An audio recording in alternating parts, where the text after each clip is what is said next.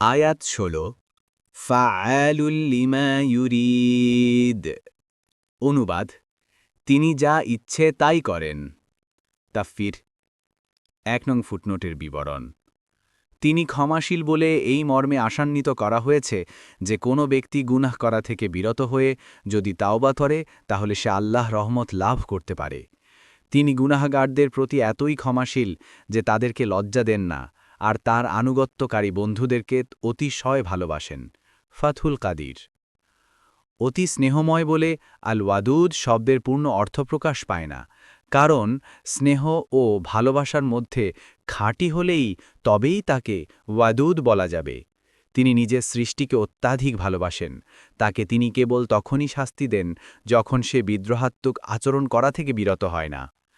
এখানে গফুরুন বা ক্ষমাকারী বলার পরে ওয়াদুদুন বা অতি স্নেহময় বলে এটাই বোঝাচ্ছেন যে যারা অন্যায় করে তারপর তাওবা করবে তাদেরকে তিনি শুধু ক্ষমাই করবেন না, বরং নিখাতভাবে ভালোবাসবেন।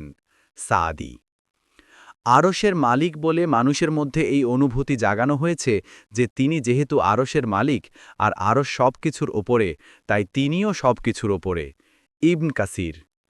সব কিছু মহান আল্লাহর আরশের সামনে অতি নগণ্য, বরং সমস্ত আসমান, জমিন ও কুরসি সবগুলোকেই আরশ শামিল করে।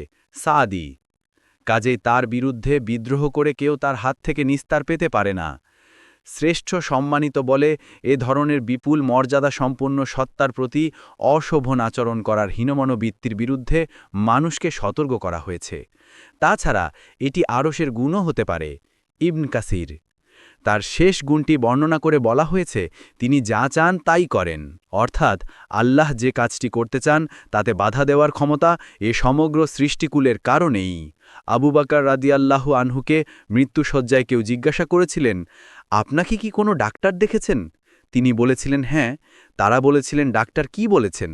তিনি বলেছিলেন, ডাক্তার আমাকে বলেছেন আমি যা ইচ্ছা তাই করি। ইবন কাসির।